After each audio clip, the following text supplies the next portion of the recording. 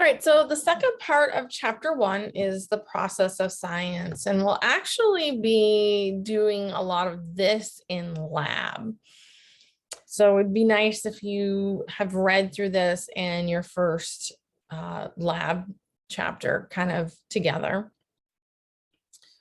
And so science, when we talk about the term science, it's referring to the knowledge about the natural world. And then we talk about biology, means study of life.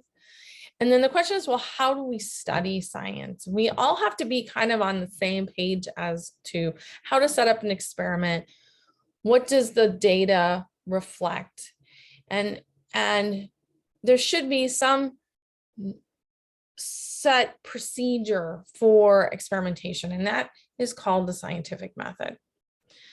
And so when we make an observation, and generally that's what happens. You see something, you make an observation, you ask a question of it, and then you come up with a hypothesis. That's a statement that is falsifiable, which means it can be proven wrong, and testable. So some way that I can test it. And so I'm going to come up with a statement. And, maybe, I'm always trying to grow my hair longer. So maybe my observation is, I have been using all these hair products and my hair still isn't getting longer. So what can I do to improve the length of my hair? Well, my hypothesis, I am going to take biotin and keratin and see if it influences hair growth. My prediction would be, it's going to sound very redundant, I predict that if I take biotin and keratin, my hair should grow longer and thicker. And then you're going to do the experiment. And then you're going to analyze the results. And then you're going to say, well, did it work? Did it not work? Was it supported? Was it busted? And, if it's supported, that you'll continue on with writing up your results. If it's busted, you're like, well, let me try something different. Okay. So we use scientific method all the time, almost every day when we're problem solving, when we just don't realize that's what we're doing. And so again, here is an everyday object, like a flashlight, which most of us don't use flashlights anymore. You should probably put a cell phone on here instead, but let's just look at the flashlight. If your flashlight isn't working, there could be two problems, the bulb or the batteries. And so we're going to generate a hypothesis using deductive reasoning. Deductive meaning that we're going to use past experiences to determine, well, what do we think is wrong? Well, I know in the past my batteries have been dead or my light bulb has been broken. So we are going to have to identify our variables. Our variables here are the two things, the battery or the bulb. And then we're going to set up an experiment.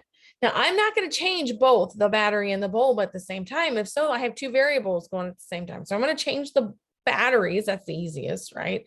Most of us have batteries laying around the house. And if it works, great.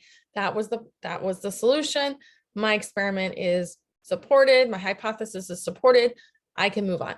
If the batteries don't work, then I got to find a bulb, try the bulb, and then hopefully that solves the problem. If not, we know maybe we just need a new flashlight at that point in time. Okay. So generally scientists, they'll do all of that. And why is my thing not working? Oh, I know why. Don't mind me. My pen timed out. So normally they'll do all of this and they'll draw their conclusions, accepted or not accepted, and then they'll publish their conclusions. So here's another example of an experiment. So, and you're going to be doing an experiment on antacids in the lab. So which antibiotic works best on staph? So I expect my hypothesis is I think ampicillin is going to kill 80% of the bacterial cells. So my prediction is if I treat bacteria with ampicillin, then most of the cells will die. So then I'm going to go ahead and do that experiment. So in this experiment, I'm going to grow in the Petri dish. I'm going to grow a lawn of bacterial cells, and then I'm going to use 6 different antibiotic discs.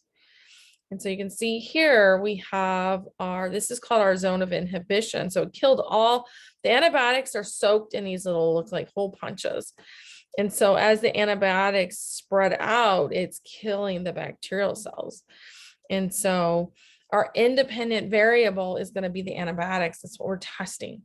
The dependent is the zone or growth inhibition. Standardized variables are the things we keep the same. So I'm growing all of these bacterial cells on the same media. That media is called nutrient agar. So the same food or what they're sitting on. They're also in the same petri dish. They're in the same location. All their environmental conditions are the same. And then our experimental group is going to be the group that gets the antibiotics. Now I have a control group. The control group would be the group that does not have the antibiotics. So we want one disc, we'll say it's this one, without antibiotics. Because we might find that the paper is the issue. And so I can tell here, no, paper's not issue. It's not causing any death, cell death here.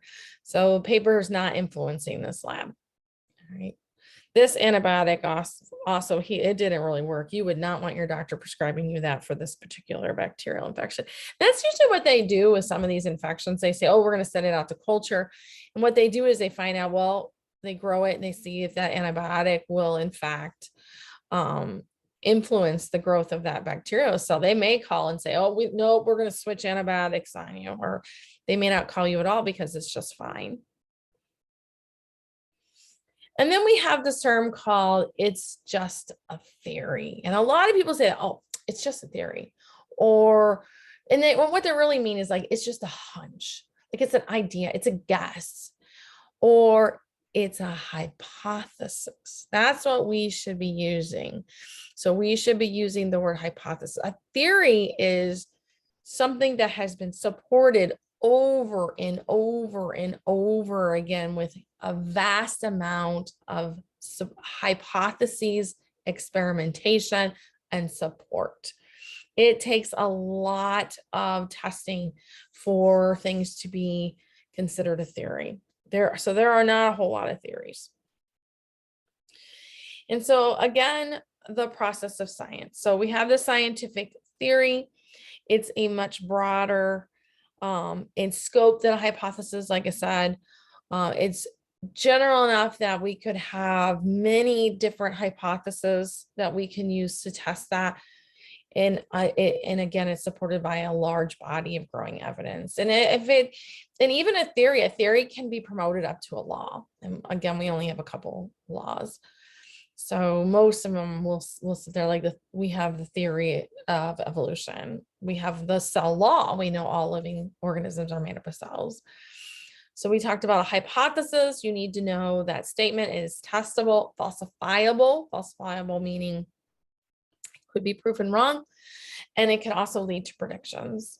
And predictions are a logical statement that can explain what should happen.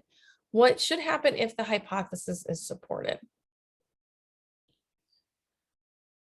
We also have this different ways to approach a problem called scientific inquiry. We have inductive and deductive. I actually have some additional reading you can do in the module. And if you go to the side on the left menu, you'll see modules, and you can go to chapter 1. I put extra stuff in there. And so inductive is a logical thinking that uses related observations to arrive at a general conclusion. Quantitative versus, so let me back up before I get into quantitative versus qualitative. So what we're saying is we're going to use, well, in this experiment, this happened. So I'm going to guess, I'm going to use inductive reasoning to hypothesize I should get this in this lab. Okay. So we're using related observations, what we've seen in the past. We tend to use like quantitative versus qualitative data in both of these things, but it's kind of thrown in here. Quantitative is data that we cannot, that we can quantify, meaning we can put numbers to it. Think about a quantity. How many do you need? It's numbers. So quantitative, quantity, numbers. It's number driven. We love labs that we can actually get numbers. It gives us something very, very clear and concise versus qualitative. Qualitative are things that we notice, or we take in that information using our senses: touch, smell, hear, sight. So when you're observing maybe a behavior, you can't really measure it. You're making that visual observation. Okay, that is qualitative. I hate that when we do stuff with colors, like everybody sees color a little different. When we do our lab on photosynthesis, I'll definitely notice I have some students are colorblind, and they really struggle with that lab. And some that just have a certain range of color that they don't quite see. So that would be qualitative. Deductive reasoning is using logical thinking that uses a general principle or law. So based on, like, say, based on the law of gravity, I would expect this envelope to fall if I drop it. Okay, so this is using deductive reasoning. So we know we have a higher explanation for a set of reactions that should occur. Okay, so we basically have something that has told us this is what's going to happen, and we're testing that, versus inductive, where, well, this something similar happened, and so I'm going to try this here. Okay, so a little bit, they're a little different on how we go. One, you generally go from an observation down to a conclusion, and the other one, you take a conclusion and go up to a hypothesis. Like, this lab, this was the conclusion, and this is similar, so I'm going to expect the same thing, so my hypothesis will be back up there. So, and that's what the paper that I have you read if you're having a hard time really understanding inductive and deductive, and or perhaps I'm not really explaining that very well. So oh, I like this picture here. So I found this one. I was hoping it would help. Deductive, you have information, you see a pattern, and then you come up with a possible hypothesis. That is deductive. Inductive is we have the theory, then we come up with the hypothesis and observation, and we're confirming that theory. So maybe this kind of helps with that. Okay, so we're going from the unknown basically to a new theory, and this is where we're taking a known and we're using that to come up with our experimentation, and we're confirming that theory. And then we also have what's called basic and applied science. So basic science is a goal to expand knowledge without the expectation of short-term practical application. A lot of universities do basic science. They are just out there trying to learn more about certain topics, versus applied science would be like Baxter and Abbott, where they're in it to solve problems. They're there to find a cure for cancer, or a vaccine for COVID, or this or that.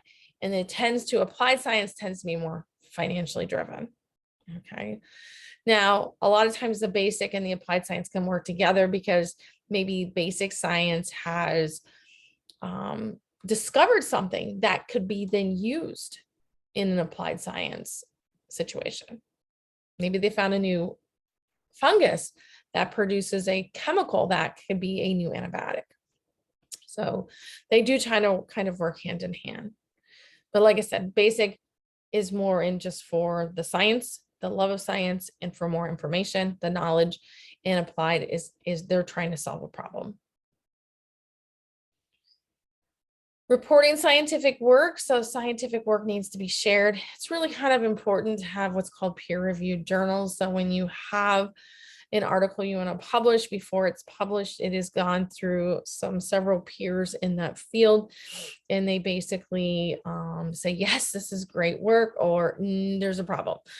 And so they try to find those errors before we publish materials that are incorrect. We also have scientific conferences where scientists get together and present their work. We either have big conferences or other little meetings. And of course, now with the world of Zoom, we can have those internationally, right? We have, or Zoom or any other kind of internet conferencing. So the world has become even smaller and able to communicate quicker with this type of technology. And so popular press, so we have internet articles, journal articles. This is the problem with reading stuff on the internet, and they're generally not peer reviewed. So this is where you get a lot of false information out there in the name of science. And of course, the scientists cringe because, especially with COVID, oh my goodness, there is so much just junk out there. And people believe it because, you know, it's on the internet, so it must be true, right? So that's what my one goal is. I hope that as we are becoming more educated in the field of science, that we can kind of decipher what's crap and just crap, and then what's actually good science. So again, we want to make sure we're looking at peer-reviewed journals before we cite and do any kind of papers in certain classes. And then we have this term called pseudoscience. Pseudoscience are claims or beliefs portrayed in science, but they lack repeatable data. In that pseudoscience is basically where there has been a statement made, you could say a hypothesis, but there's no way they can test it. And if it's not testable, it's not a true hypothesis. And so we try to stay away from that pseudoscience. So for instance, like astronomy is real science, but astrology is not. Like, what's your sign? Matter of fact, we're off on our zodiac signs based on how they were originally picked because of the shift on our rotation, but I'm not going to get into astronomy here. So, but like tarot card reading and palm reading, all that, it's pseudoscience. It is not backed up by true experimentation. It doesn't have any data to support it.